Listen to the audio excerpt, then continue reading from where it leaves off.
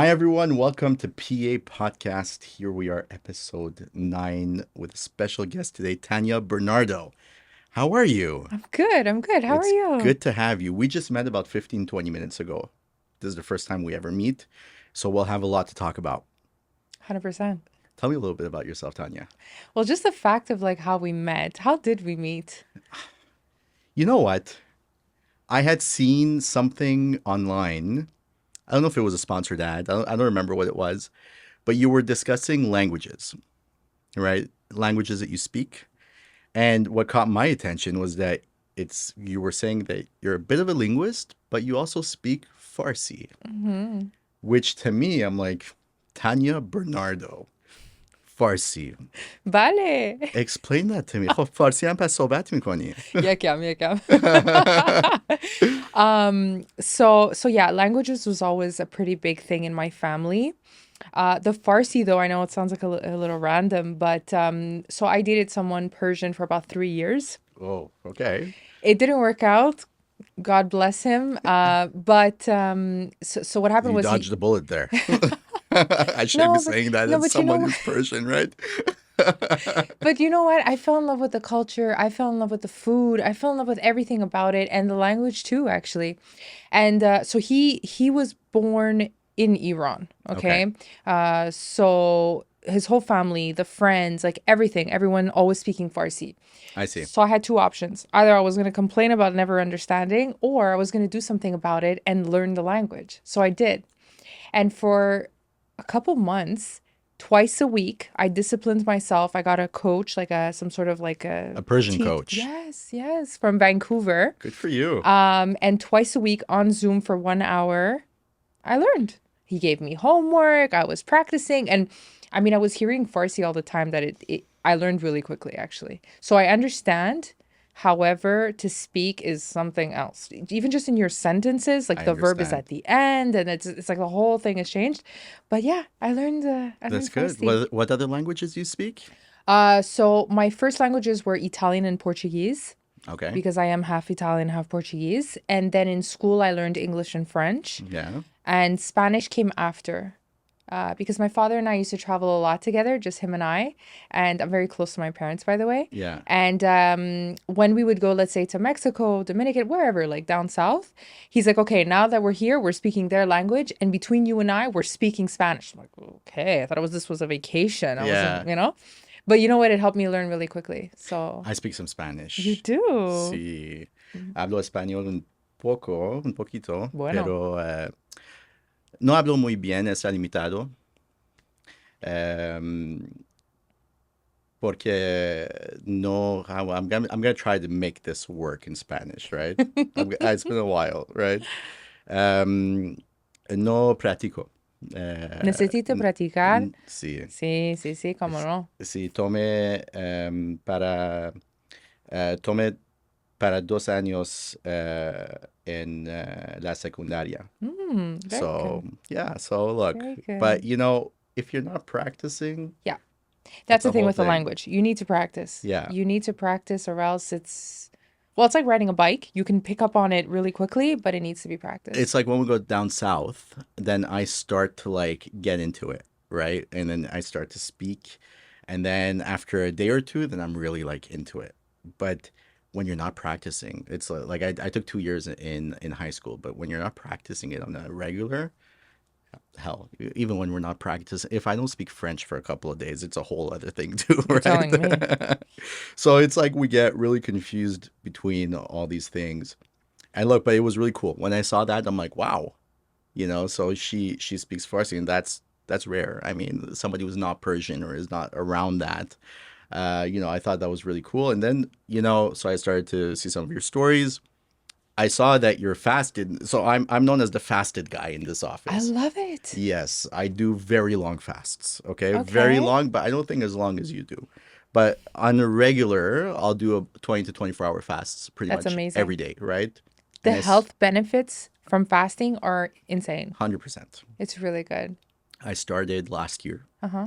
There came a point after the pandemic that you get into really bad habits. Really, I got into very bad habits during the pandemic because it's work, work, work, work, work, and on the way, I'm just going to grab something. and it was my outlet. And last year, at a certain point, I just made that decision. I'm like, you know what? You got to change something. And I had gotten a whole full-fledged gym in my basement, which I never used. My wife is like, you're never going to use it. I'm like, yeah, yeah, I will. But she uses it, so it's great, right? Comes in And handy. I figured I need something that I'm going to actually be motivated to go to. So after 20 some years, I started to play hockey again. And that's been my thing over the last year, fasting and playing hockey twice a week. And I lost about over 30 pounds. Good for Yeah, you. Losing weight is actually really difficult. it is. It is, especially when you love food, tahdig and everything. Oh, yeah, Ooh. you got to love that tactic. That's the worst. It's fattening, plus Mm. but it's so good. I learned how to make it. It's kind of dangerous. Oh, did you? So do you do it with the bread or do you do it? The egg, and then you flatten the rice at the bottom, and Okay. yeah, no bread. No, no, no. I was having this conversation, so I don't know if you've ever had Persian pasta, Do you right? guys put ketchup for real? Because you're half Italian, I can say this. We had this discussion actually not long ago with an Italian guy, and I told him we bastardize the pasta. We really do, right? And we call it macaroni. I don't know if you've ever had this. Of course. It's like a pie. Really, that's what it is. It's you're putting ground beef in there, and the pasta is overcooked, and then you have tadik at the bottom of that. And if you show this to any Italian, it's sacrilegious, I think.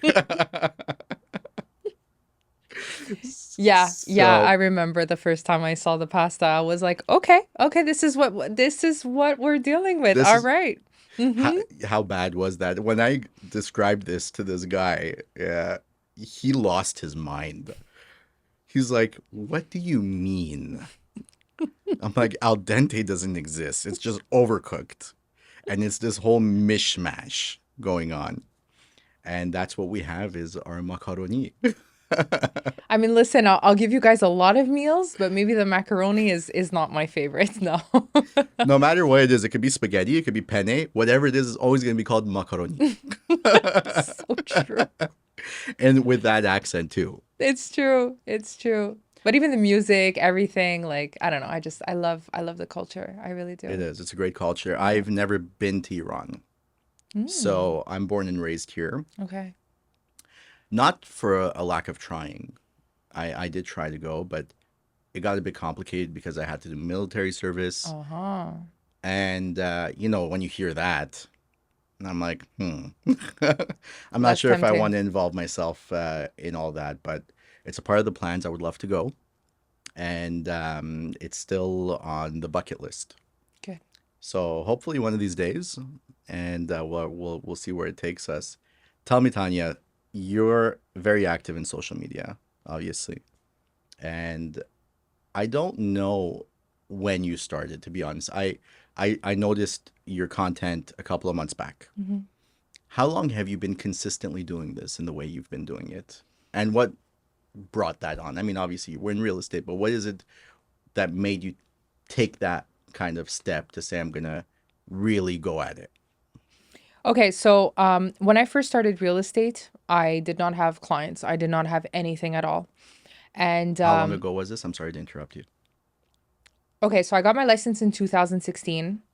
I was an assistant of a really reputable realtor for 3 years. And Okay. then right before the pandemic, I'm like, it's time for me to go on my own. Spread my wings. 100%. But I didn't have any clients to deal with because it was all his clients we were dealing with, and his clients were so. I mean, it was next level. Like it was. So it's not like I was really his assistant, so I didn't have any clients to start with or I deal see. with, or a history of. So I'm like, how am I gonna get clients?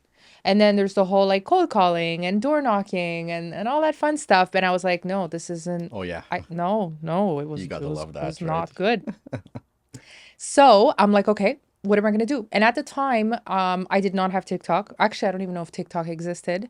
And my Instagram had maybe 700 followers max. So This I was like, is what year? 2019, 2020. Okay. So I was like, okay, well, listen, I still have 700 people to deal with. A bit on Facebook. I was like, okay, let me deal with this. Started doing stories. Hi everyone, announcing that I was a realtor. And at the time, I remember there was always like a beautiful picture, and then you see the person posing, and at the bottom saying, "J'ai le plaisir de vous annoncer que je suis maintenant courtier immobilier." Da, da, da.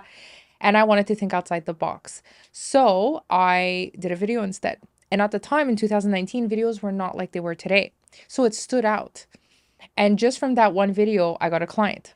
So I was like, okay, this is powerful. This is good. And I didn't have to, the fun part about it is I didn't have to run after anyone. They contacted me saying, hey, I saw you're a realtor. Could you help me sell my condo? Okay. I was like, okay, I like where this is going. Let's explore it a little more. And then I did the videos, and every single week I disciplined myself to do a tip of the week Right. about anything, about buying or selling.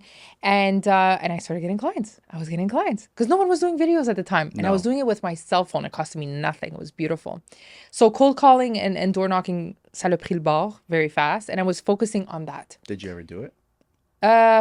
Like I think once, but Yeah. the minute I got hung up on, told off, and slammed the door to my face, I was like, no, No. this is That's it. depressing. And then you know what? I was doing it in the morning because I was like, let me catch the people on a good, in the morning. Like if you don't wake up in a good mood, I mean, poor you, but nothing happens to people, No. right? So I was like, let me prospect early in the morning. That way, everyone's in a good mood. And even at that, it was just not for me. So the videos worked. It always worked, and and then basically, I noticed more and more people were doing videos, and I was like, I have to step up my game. So I hired a company to start doing what you are seeing right now on a regular basis. And when we started, they warned me. They're like, "It's the results are not going to come right away. You have to stay patient, etc." I'm like, okay, fine. About 35, 40 grand in, I was like, guys, when are the results coming? Because it's starting to get expensive. And I stayed patient and persistent. And today it's exploded. It's literally exploded. I see Um, that. And and congratulations, thank you. because that's quite an achievement. Thank you. I think, it's very commendable because many people, and I was discussing this with my last guest, many people want the success without the risk. Many people want the content, want to be out there, want the following without the risk. And you just said 35, $40,000 in. Somebody who is, let's say, just starting to grow their business, that's a big sum of money to invest in your business, but you have to do it. And we were discussing leverage and how are you going to take that? How are you going to get that money? Where are you leveraging that from? And some people will take that from family. Some people will take it from a line of credit. Some people will take it from credit cards. I did the credit card and line of credit route. It's how I started a long time ago. Like I was 19 years old. We're talking 17 years ago now. And I left for a few years when I went to university and I graduated. Then I came back at 24 years old. Mhm. So 12 years ago, 12, 13 years ago.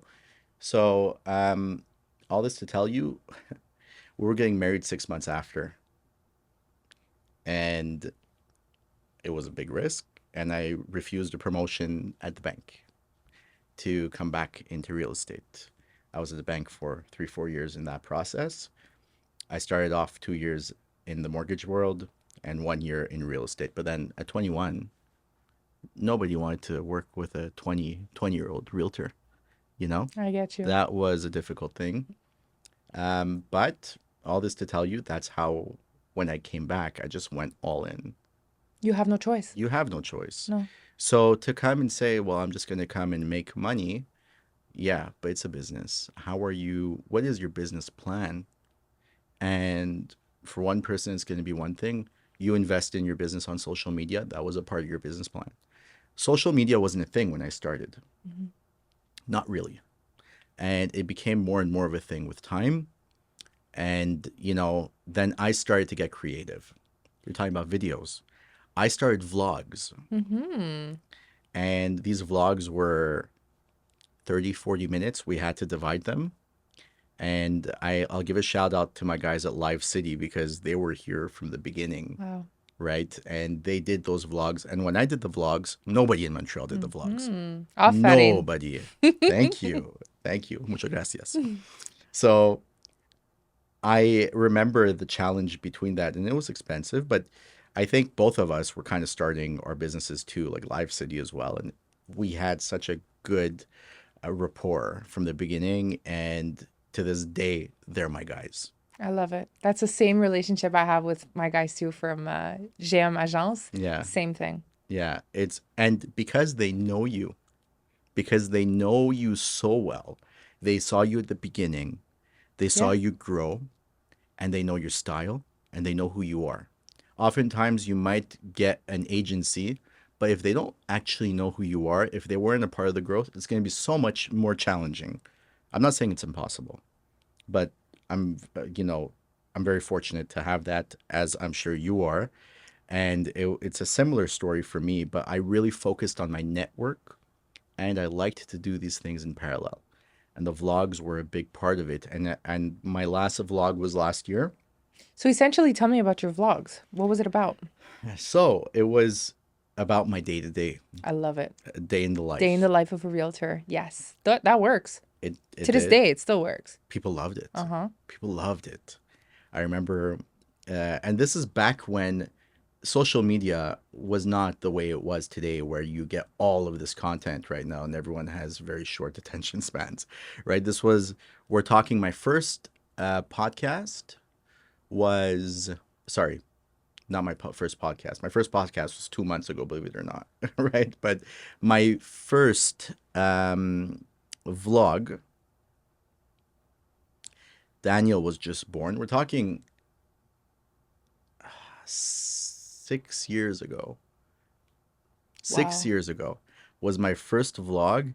And believe it or not, social media, like I remember that time, was not what it was today. 100%. It really wasn't. And I remember when I put that out, it was just such a new thing. And people were telling me, you know what, we get home at night and we want to play it. Like, and we get our food and we play it on YouTube. Almost like a TV show. It was. 100%. It was. And it was cool. And what people liked about it, I think they told me, is it was genuine. I wasn't pretending to do something. You know what I mean? And I think that's the big thing. And I feel that in your videos too. We're really not trying to be something we're not. And oftentimes in our industry, that's what it is. And we see way too much of it. What do they call it? Fake it till you make it. Oh my God. I think nothing is truer yeah, about that than in real estate. You always have to portray that image. And I could kind of see where it comes from, because when you deal with a client, you want to make sure that you show the client like, don't worry, I have experience, etc. So I could kind of see where it is, but it's taken like another extreme where it's like now it's all about the show and it's all about like the brands and how you show up and all that. And I did a podcast recently and I really wanted to like most of my money, I don't know about you, but my commissions go to my business. yeah, Not like the fancy cute things that I'm gonna like for about 2 months and then I'll be tired of it. So, and when you reinvest in your business, that's when you're able to grow it and expand it even more. So, yeah, I guess to each their own, but it's true that we're in an industry. It's very it's it's tough. all about And the I look. think that's what I've really tried to counter Mm-hmm. with everything I do because I feel like there is a trust issue with realtors. It's true. We can't hide it. And people don't trust realtors. And oftentimes it's because I feel realtors feel that the means justifies the ends. And we see too much of that. And I've discussed this a couple of times where I tell people, no, your job is not to sell. Yes, we sell, but don't we're not salespeople. We're consultants. And I mean that when I say this. So yeah, we can look at what we do and that consultancy is what allows us to sell. Yeah. The more transparent you are with people, the more people are inclined to buy or sell. And the more you try to withhold, first of all, it will come out. Oh my God. We can't take people for like stupid, okay? And it always comes out, like you said, the truth always comes out. And actually integrity and honesty is such a big part of my ethics because people notice, people can tell. Mm-hmm. And and when they do, when they see, like yesterday I visited a condo, okay? And she looked at me and she's like, "Would you honestly buy it?" And I've been so honest with her. It's been at least a year I'm working with her, okay? This is it's been quite a but I worked with her, but we never visited anything. It was all like online. And then yesterday we saw our first condo and it was actually immaculate. It was so well maintained. Heck, if she didn't buy it, I was gonna buy it. Seriously, as an investment. And she looked at me and when she asked me the question and I answered, she believed me. Because for a year, I was telling her, no, let's wait out. This isn't a good part. It was all like these homes that they looked like they were falling apart on pictures. I'm like, it's not worth it. But this particular property was, I don't know if it was a sign from God, so well maintained, so perfect, like a real true opportunity. And when she asked me a question, she believed me. And that's how it is. And then she's gonna refer me to someone easy. I don't know about you, but I work a lot on referral as well Yeah. because I actually care. I actually care. And for me, it's important that my clients call me a year later and saying, Tanya, we did the best move. Hmm. And I will tell someone, do not buy it. I will. Yeah. I will. I rather save a relationship because we're in a relationship based field work than to make a quick sale and then my clients basically regretting it for years and telling people because they'll talk, right? Yeah. One happy person may say tell it to two, three people, but one disappointed Unhappy person, person. oh, Oh, yeah. you got the whole world knowing. You know what? That's the big thing. Mm-hmm. And my whole business is based on referrals, everything. 100%. Good. So I have an online presence like you, sure. But that's not necessarily what has brought me all the business. I do get business from it now. Yes. I'm not going to lie. But more than anything, it's my network. It's, I went to a Tony Robbins seminar a couple of years back. Okay. How was that, by the way? Great. Yeah. Great. I'll tell you about it. Okay. It was the business mastery seminar because I've been to two Tony Robbins seminars. Okay. So one of them was Unleash the Power Within, which was an amazing, amazing conference. Where was Like, it held? pardon? Where was it It held? was in New Jersey, Okay. in Newark. Okay. And that was great. I'm not, not, I don't know if I should say it. I don't say it to a lot of people, but, we walked on coal and I didn't feel a thing Mm-hmm. on hot coal, right? So it was really a concept. I'm very much into the self improvement thing, like that world. It's been a game changer for me. I think it's important for us to first of all take care of ourselves, yes, but try to improve ourselves constantly. And I was a bit of a skeptic, but my really good friends, they're the CEOs of Goalcast, and they are the ones who told me let's go. So we went. And I'm not gonna get into it too much because I don't think I could do it justice. It was a Wow. great seminar, and it changed a lot of the ways I look at things. Interesting. Um, and that was the beginning of, believe it or not, really the growth of my business. Amazing. And they pitched, really, they did pitch it. I'm not gonna lie, right? They pitched a business seminar over there at Unleash the Power Within. And I told myself, I'll take the bait, right? I'll take it. And you're in that mindset in that moment. You're like, whatever.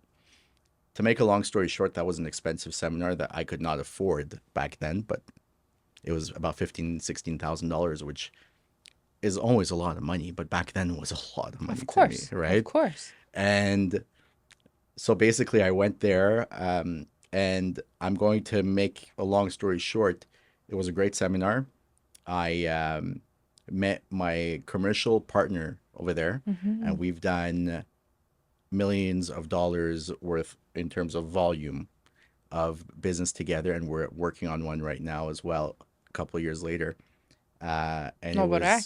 oh yeah, thank you. So all this to tell you, I forget where I was going with it originally, but that I had gone to the business mastery. Is what I was telling you. I went to a business seminar. And I am trying to figure out what I was talking about right before then, because we Tony, went on a tangent. I know, right? Yeah. Tony Robbins, you Yes. did seminars. Yes. Anyway, but the mindset is really important. It brought me from point A to point B, and I remember back then I was trying to see how I'm supposed to navigate things, right?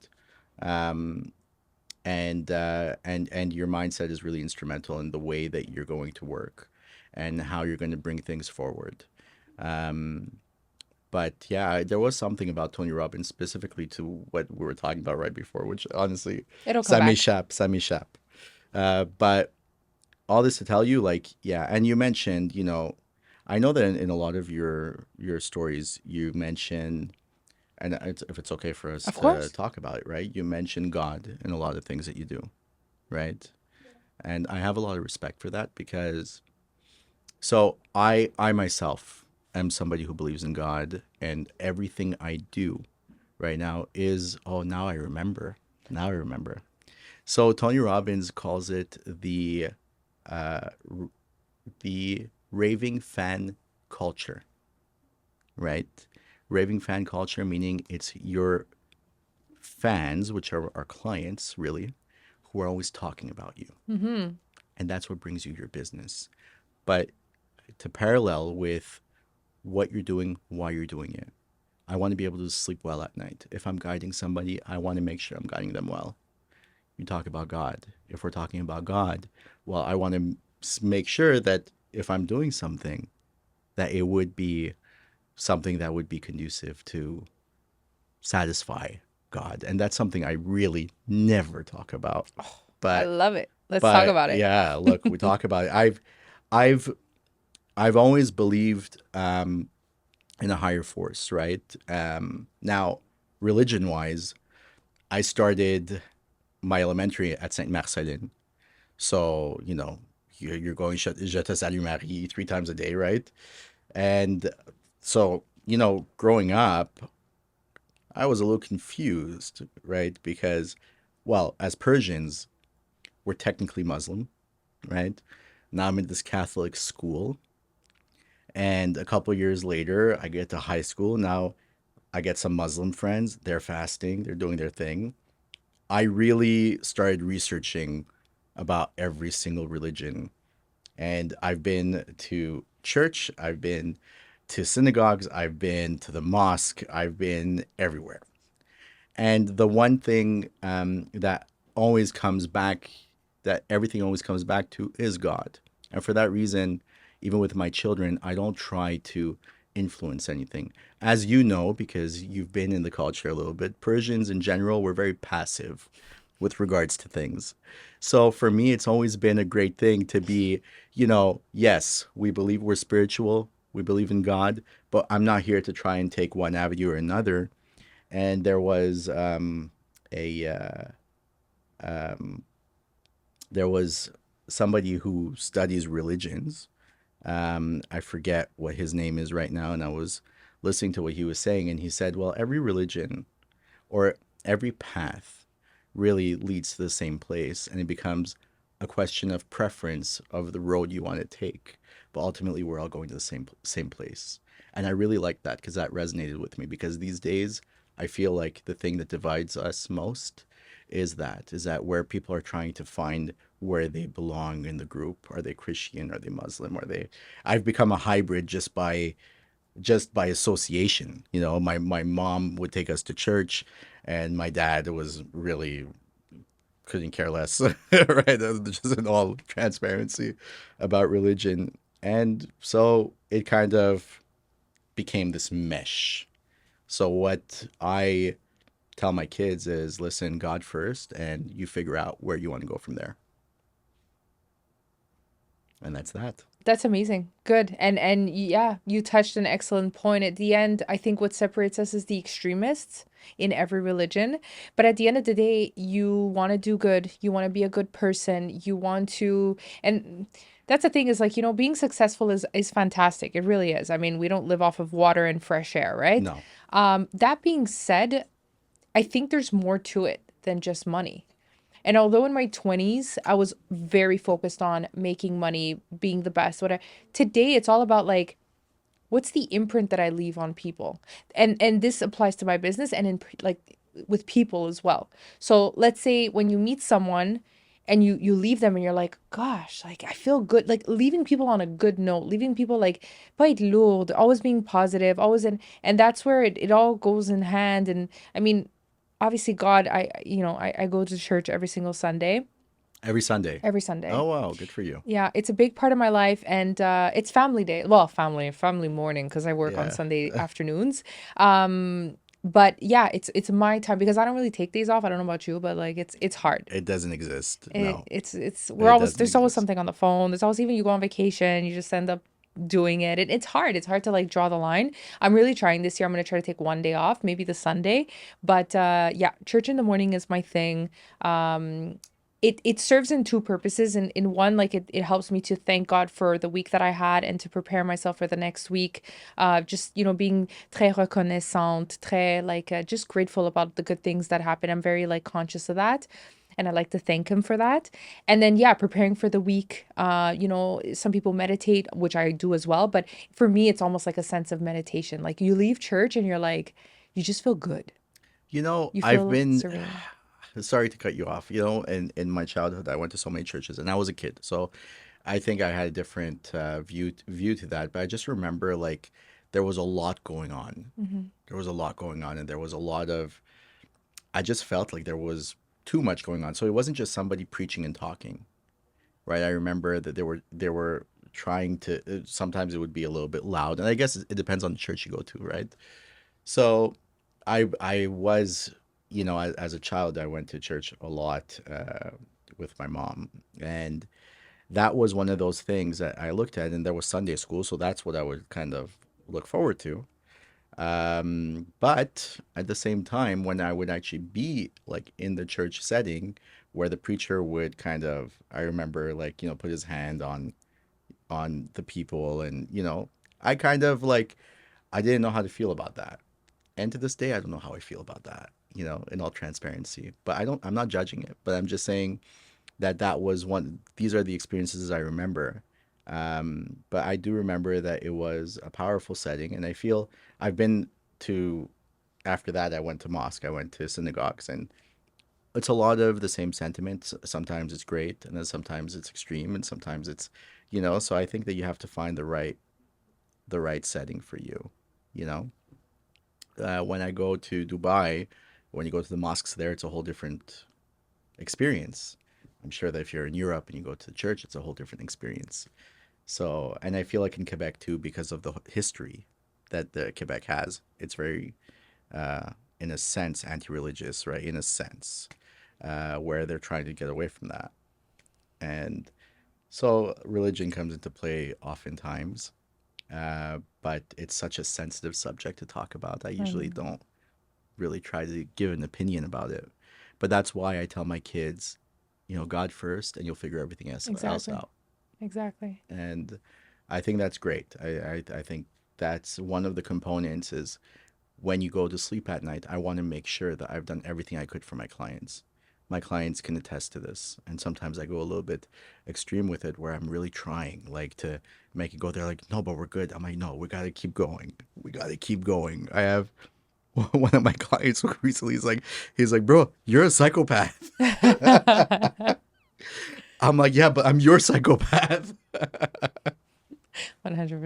Yeah. So, that's one of those things. And I think in general, you're always trying to, so that's one component of it. But the self-improvement factor comes into, again, we're talking about fasting. The reason why I started with the sports and all that, it's because fitness became such an important part of my life now. But it took like a long time, you know, to get there. Because every time you start something, you're trying to get results right away. It doesn't happen right away. Just like in business, it doesn't happen right away. Delayed Oh gratification. yeah, it's a real thing. So, I know that you're into the fitness world too, and you're fasting. Tell me so my longest fast was 50 hours. And the reason why I do it, it's just more like I just feel more focused. I feel more focused, and I feel like if I'm eating during the day, I kind of lose. I get very drained, so I don't. And supper becomes my meal, really. But what made you start all that? Um, what made me started fasting? I became really focused on health. When I had like some health issues at one point, it's funny, the video came out recently about Accutane, and anyways, it was Okay. a whole thing. My body really took a hit with some pills that I took for acne that I had when I was younger. And then I realized I'm like, hey, well, having all these nice things is great, but if you don't have your health, you literally have nothing. And then I kind of became like obsessed with like reading about like health and what foods are good for what thing, and I became, yeah, just very health conscious. I remember I went on vacation once and I had so many health books that people thought I was a doctor, but I was like, no, no, I genuinely like to read about it on my spare time. And then I discovered fasting. Who helped me figure out, I don't remember what it was, but yeah, fasting. And then I read about the health benefits and all that. I'm like, let me try it. So I Yeah. tried like 12 hours. What is it? Intermediate fasting. I did that and I was like, let me see if I could take it a little Intermittent. intermittent. Sorry. Yeah. See, I don't know. Intermediate. Yeah, lovely. Yeah, yeah. No, I'm sorry. I'm just No, no, no. I It's didn't good. mean It's to good. You're plug not the that first in one that there. laughed about that. I never seem to catch it. But yeah, so just starting slowly and then taking it from 24 to 36 to, and then I was like, wait, how long could we like I'm extremist, I have to admit. And I was like, how far can I take this? But it's in a center, by the way. You don't just, it's not a try at home type of thing. And yeah, you're being watched. Your vitals are being checked. It's a whole experience. So you're meditating every day. You're taking slow walks. You're not supposed to be working. It's an actual, you put your body to rest, Right. literally. Because what happens is when you don't eat, your body's under stressed. Like Yeah. it's sorry, no, no, it's under stress. Like it's stressed because you're Yeah. not eating. So Your if your you're cortisol working, levels go up. that's right, correct. So if you're not eating, you're working like an animal, you're training like you usually do. It's not the goal. It's not the, No. it beats the purpose. So it's a legitimate rest. But these are longer fasts, obviously. But yeah, like it's a whole experience. I'm actually going through it right now. Okay. I'm How full long? disclaimer, I'm on day 5. Good for I'm on you. day 5. So it's water, coffee, tea, like just things with zero, nothing in So it. I'm at 20 hours. Okay. So Bravo. I'm not at 5 days. I'm at 20 hours right now, but 20 hours is a regular fast for me.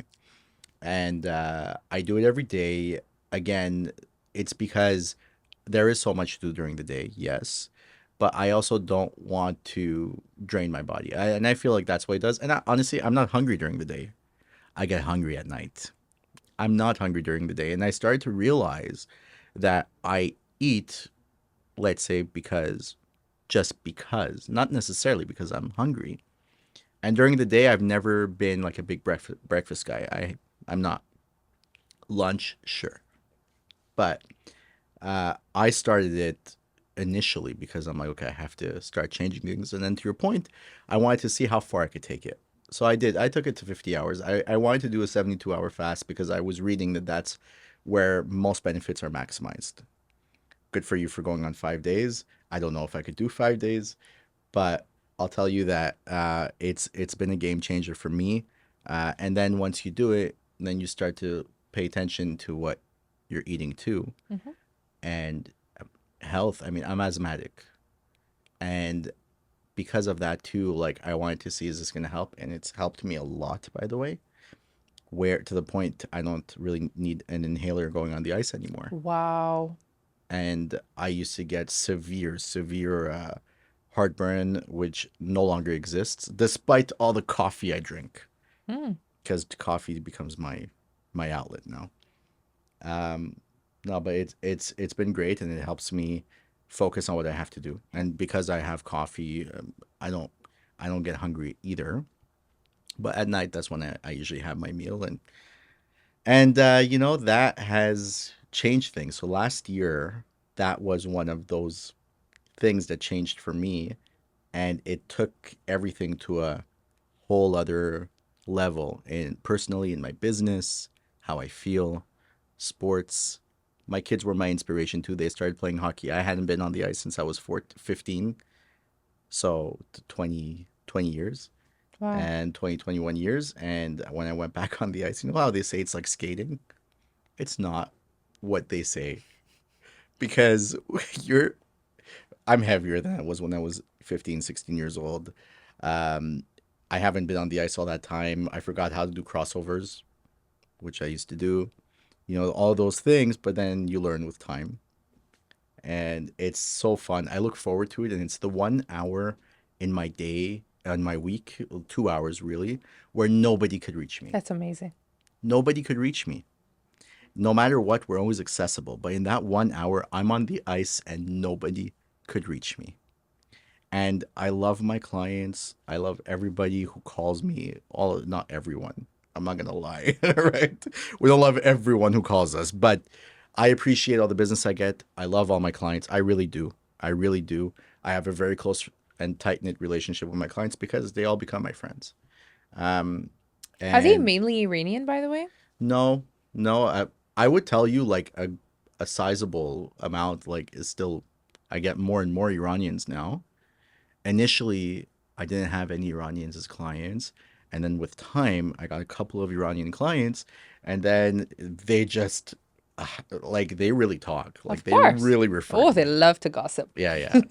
And they've referred me, and I really appreciate the business that they've given me. I have a mixed clientele, obviously, but I'm getting more and more Persians. And I always tell them, I'm like, listen, don't laugh because I speak well, yes, but like I'm gonna make mistakes No, of because course. it's not like I didn't grow up there. So I don't know the expressions. Sometimes I'm gonna say something, sometimes they'll say something and I might not quite catch it, but I'm pretty good with it. Well, even the terms, I mean, if we compare English and French, like the terms in real estate are so different. So I can only imagine in Farsi, Oh yeah, you know? exactly. I had to figure it out. And Yeah. sometimes they write to me in Farsi and I'm like, I took 2, 3 years here. Like my mom put me in Persian school for me to learn, but you know, it's not the same when you go once a week on a Saturday. So like I read and write like a 6 year old. You know what I mean? So yeah, I could read it, but The like alphabet, or do you do it like the English no, like alphabet? I can read Farsi. Okay. Writing is a whole different story. I'm not as good. But no, I usually just do it in what they call Finglish, Yes, yes, yes, yes. right? Yeah. So I can't write in Farsi really when they write me like long sentences. ChatGPT. Yeah, now, yeah, but like or sometimes I would read this, I'm like, man, I can't do this. I'm like, I'm sorry, you guys are gonna have to like write in English or Finglish. Yeah. Um, but c'est une richesse, you know what I mean? Like every language that you learn, and we celebrate our traditions. Nowruz is coming Nowruz is up. coming. Nowruz is Oh. coming, so What's that? What's the one that before Nowruz when you jump over the fire? It's coming up. Çarşamba Suri. Oh, I miss that. I Do miss you that. still celebrate these things or no? I mean, you were in the No. culture for 3 years. I'm just saying. Yeah, no, no, no. The first year was a little sad because I was like used. I was starting to get used to it, like all Yeah, the. But I mean, hey, it is what it is. It was a great experience. Even the language. Learning that language, no regrets. I never have any regrets, anyways. But today it's actually beneficial because I also have Persian clients, and they don't expect me obviously to do the transaction in Farsi, but just the fact of like when we go visit and you know they're a couple of words here and oh there. yeah, I know Yeah, exactly what they're talking about. They like it, they don't. Sometimes we laugh because, Persians they love it. Like Farsi is not a common language. it's not. And so It's when a they soft language though. It is a I soft. love it. Yeah. I love it. Yeah. But yeah, so when we're in a home, they talk about the home obviously, and I understand it, so I know what direction to take.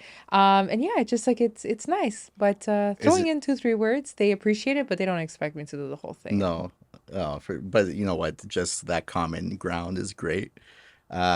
Is there an area that you focus on more than anything, In real or estate? yeah? I'm mainly okay. So the thing with me is I was born and raised in, not born, raised in Blainville, specifically in the Fontainebleau North area. Shore. Yeah, Yeah, North Shore. Beautiful area. I love it. I love that area. Yeah. And then it became very far for university because I would have to take the train and the metro and the blah, blah, blah. It would take me 2 hours to go to university, 2 hours to come back. So eventually, and Italians are very traditional. You do not leave the house if you're not married. No. Okay. So I was around 20 years old and I told my parents, I'm like, guys, I still have a couple years left in university. This is not working for me anymore. I'm spending a lot of time in the train, in the bus, in the metro. It's too much. It's not efficient. So mom was like, where are you going with this? I do not care. This is it. And my dad was like, well, hold on. Let's see. He's more of like, the businessman. And I was like, well, I'd like to buy a condo. I'd like to buy my first condo. And I had saved up and I was ready to buy a condo. And I wanted to buy it in Discount because I discovered the Discount and I was like, you know what? It's kind of like a mini downtown without being downtown with the traffic. Yeah. And you're very close to Montreal. So I was like, Especially now with the REM. 100%. So I bought my first condo in Le Quartier 1030. It was a brand new condo. I loved it. And then that's when I started developing there because, you meet people. I was still in university, but still you get to know people. Yeah, You get yeah, to. for sure. So today, I'd say I have clients on both ends of the spectrum because I know a lot of people in the South Shore as much as I know people in the North Shore. So I travel a lot, and I know as a realtor, you're supposed to focus on a main area. But when you're working with buyers, you kind of go where they want to Especially live. with referrals. 100%. But I'm focusing now. This year, I'm making it a thing, and I want to focus in Fontainebleau.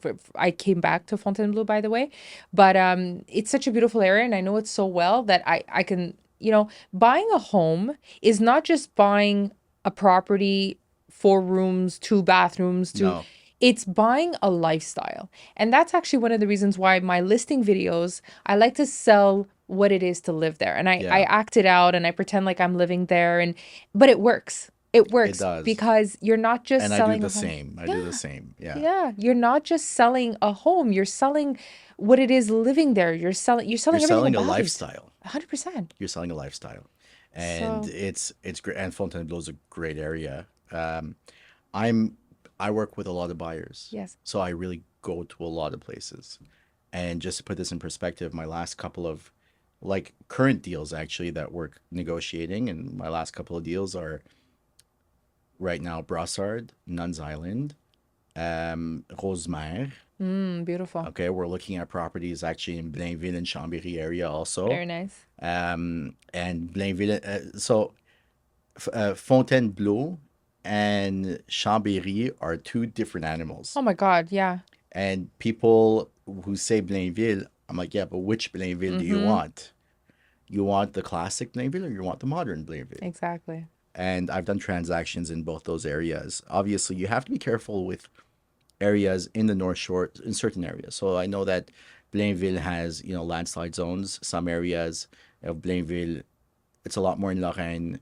There is some in Saint Therese, so you have to kind of watch out for that. And with time, I think that's one of the benefits, and that's what my clients really love, is that I'm going to be able to tell them in the South Shore we have to watch out for pyrite. In the North Shore, we have to look out for landslide zones.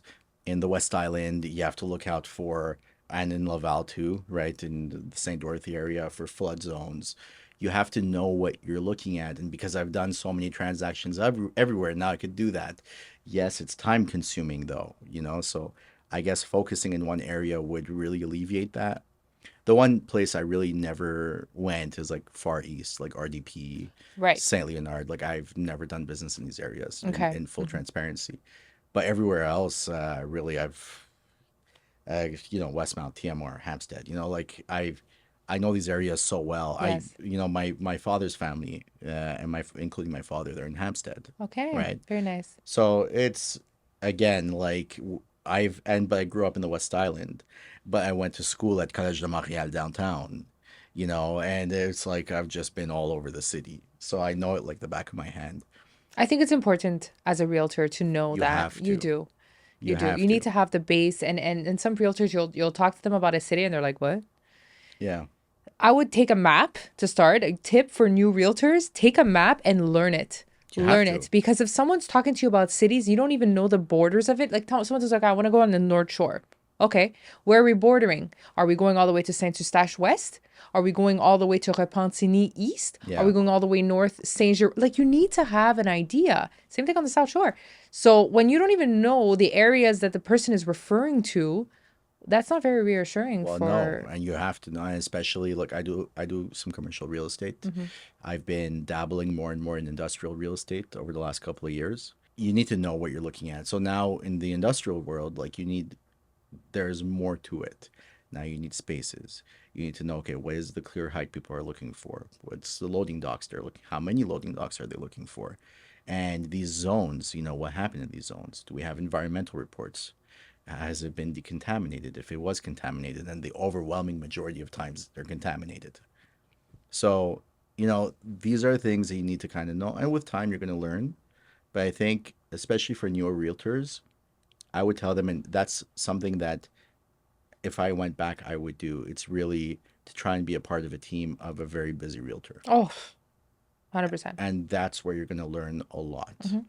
And yes, usually you're dealing with things that those realtors do not want to deal with.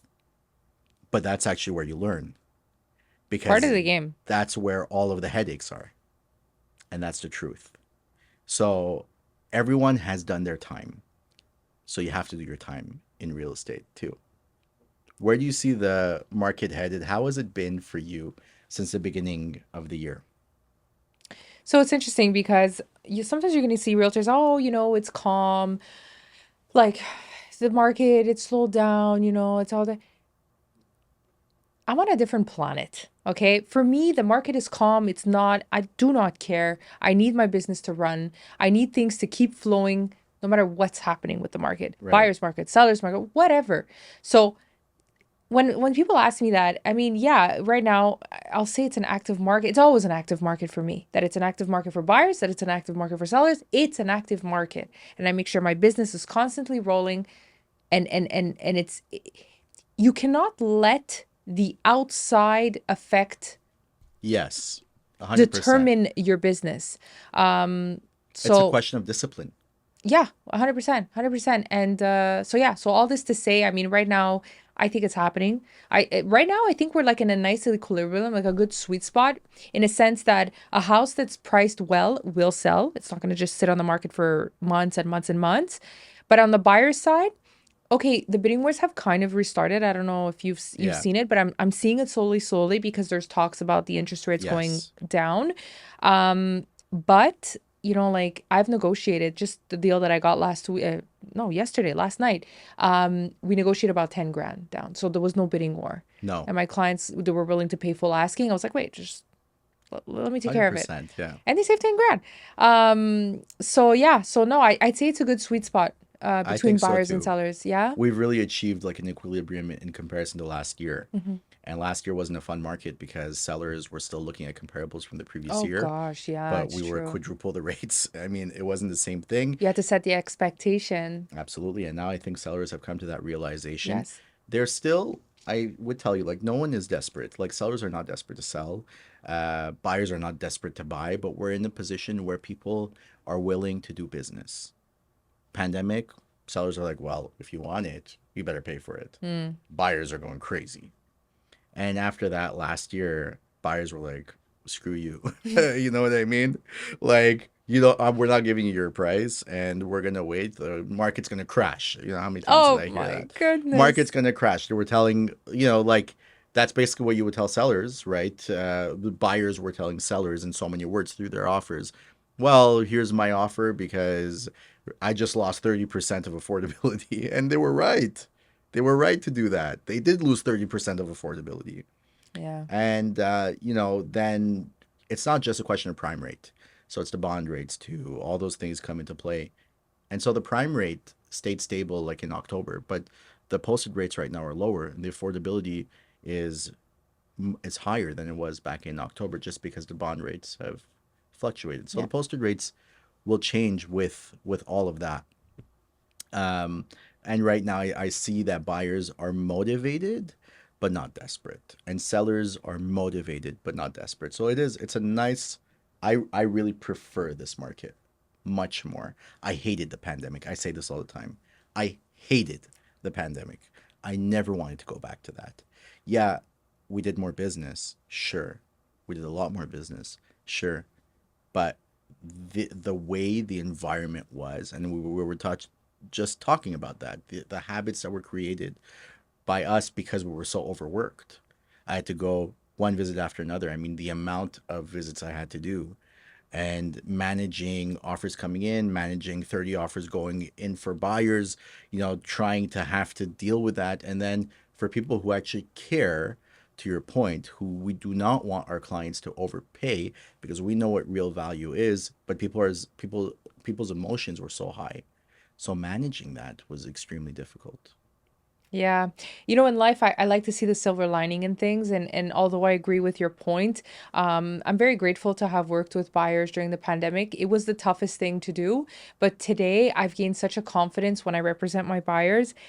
There's not one deal that they're not going to get accepted. Like with me, it's like, are you kidding? I was able to get deals passing when you represent a buyer Yeah, and there's 40 offers against your buyer. And to be able to get as creative as we were to get their offer accepted versus the other you 40, had to. it's really like everything in life, like whatever, what doesn't kill you makes you stronger. And that whole experience I gained so much confidence. And today, yeah, let's just say my buyers are well represented, that's for sure. Absolutely. Yeah. My and that's one thing. Like I've been working with buyers for a long time. Obviously, the buyers are still a great It's a faster big closing. part of my business. Yeah. And to your point, yeah, we had to get super creative. And, during the pandemic, we had to, like, before the pandemic, we didn't necessarily need to go present offers. During the pandemic, I went and presented every single offer. Oh, yeah. I went there. I did not want anybody to see my offer until I get there. Mm. I'm sorry. I mean, look, the realtors oftentimes, even if we're not supposed to, they would play with the offers. So I said, no, I'm going to present my offer. I want to go and meet your client, and I would present to them the client. It would be a whole elaborate report, that you'd have to give to these sellers, and to really make them feel. And you know what? It also gives them a confidence. I got offers accepted even though they were less than their Mm-hmm. best priced offer, Mm-hmm. because I went there, I represented my clients, I explained to them the situation, they saw who I am, and they felt comfortable moving forward. And I told them, I said, it's not just a function of price, it's who's buying. Because price, people are going to price it so high for you to get enticed. It doesn't mean it's going to end there. And then in your due diligence, when everything dies and all your buyers are gone, then they're going to start playing with you. I don't do this. I don't do this. I'm here. I'm giving you a reasonable offer. You have your offers in your hands. You're not going to have any headaches. You have my word. They're pre approved. I work only with pre approved clients. And I've already told them everything they need to know about the property because I've done construction. I know what to look for. I've already gone through it. There will be no surprises in the inspection.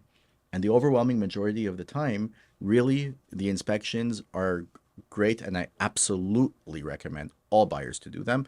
But my buyers already know going in.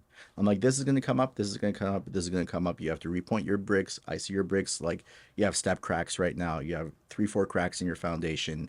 If it's a 50s home, you may have asbestos in there. It has to be tested. So we ask those questions beforehand. Is there vermiculite in the attic? Has it been tested for asbestos? All these things. There's no Hence the importance surprises. of a seller's declaration. Hence the importance of that. But sometimes they might not know, Mm-hmm. right? And that it does happen. So all this to say, like, those were important details. And to this day, those are things that we work for our buyers, and on the flip end for the sellers too. You have to know how to represent that and understand where the emotions are on each end, and know how to navigate those emotions as well.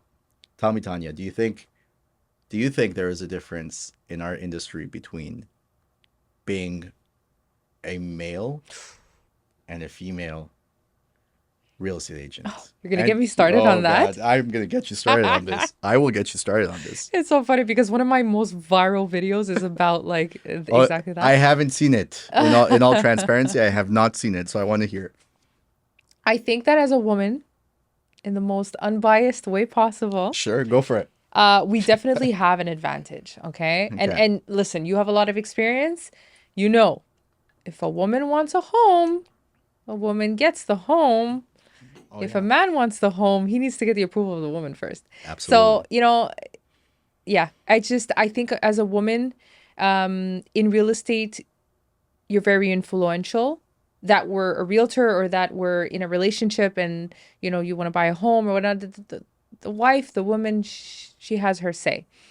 That being said, I think that a woman in real estate, as a realtor, perhaps we're maybe easily judged, by the way we dress, the way we la façon dont you know, like we keep ourselves and everything. But if you are a respectable woman, you do things right, you work with integrity, I think we have an advantage, to be honest. Hmm. I do. I do. It's That being interesting. said, I Not a lot do. of women will say that. That being said, I do, you know, sometimes you'll see like partners working together, a man and a woman. I also believe in that. Okay. And that I experienced it when I was the assistant of the realtor when I first started. He would bring me to listing presentations because a man meeting a couple, it's very manly because you have two men in the room. But when a couple is meeting a woman and a man realtor, right? There's like this interesting synergy that happens during the listing presentation. You have like the feminine touch, and then you have the masculine, more authoritative. So I do believe in real estate that a duo is good as well. But yeah, I just I appreciate being a woman sometimes in all respect, of course, because Absolutely. I think we have to, whatever you are, whoever you are, you always have to appreciate that. And I'm not one for all this cancel culture going on, so I always have to be careful what I say. But in general, I feel these days as a man, we're not disadvantaged. I'm not saying we're disadvantaged, not at all. But I feel like you always have to kind of tiptoe around things. And I feel like these days, if you discuss anything that has to do with masculinity, it's automatically converted to toxic masculinity. And why? I'm more traditional when it comes to certain things, mhm, right? Call me more old school when it comes to certain things, as am I. right? So when I look at all this, I'm like, okay, well, look, men have their position, women have their position. Both are going to be good at what they do in their careers because both have advantages. And if you're able to use those advantages to your favor, then it's fine. God forbid you say anything like this and to the wrong person and they misconstrue that. And that's something that I really just can't handle. And as a father of two boys, especially, and I had this discussion not long ago with another one of my guests. And as a father of two boys, I'm trying to teach them traditional masculinity. And by our standards today, it would be considered toxic masculinity. But I don't care because I've got boys and I want to show them what it means to be boys. I don't want to have to tiptoe and navigate this new world order going on with, oh no, allow them to explore what they want to explore. Sure, I'll allow them to explore what they want to explore, but I'm their parent and I'm going to raise them the way I think they should be raised. And I'm going to Absolutely. teach them reality from fiction. And that's just me. Absolutely, absolutely. Um, how do you find it actually? Like, you know, because we're in two different situations, of course. You know, you have your family, you're raising your boys. Um, the dynamic with work and dealing with all that. Tanya, it's very difficult to balance those two things. And I'd be lying to you if I told you I have it down perfectly. I do very long hours. I work a lot. I do a lot of visits over the weekends. But I make it a point to be there where I feel it's important. I'm at every single hockey game that my kids play because I want to be there for them and I want to watch them and I want to be able to give them that feedback and I want to be able to have them see I'm there. If they're scoring a goal, they look at me. Did you see? If I'm not there, I think that it would be the biggest heartbreak for me. That if my son is looking for me after he scores and he doesn't see me, I'm not going to allow that. You know what I mean? And I want to be there for them when it's important. I talk to them a lot. I have conversations with them about what I think is important and how they need to conduct themselves in general. I feel like these days, this free for all of allowing kids to just do whatever they want and figure themselves out, I don't agree with it. I think we're there to guide them.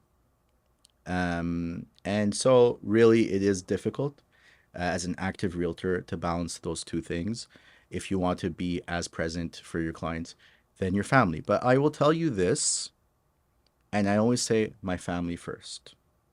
And people tell me, oh, well, as a businessman, you should never say this because your clients are going to feel like, they're not as well represented. And you know what I tell them? I'm like, listen, if nobody puts their family first, how is somebody going to put their clients first? If somebody doesn't care for their family, they're not caring for their clients. I care for both of them, but my family is my priority before anything. And what I do at work and how I represent my clients, it translates into what I bring home.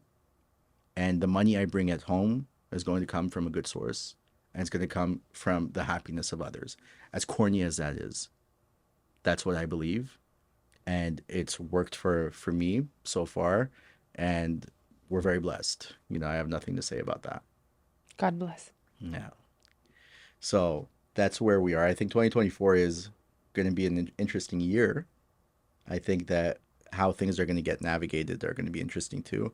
Um, but right now, I know that there's different sentiments in the market, but I'm really curious to see what comes from that. Absolutely.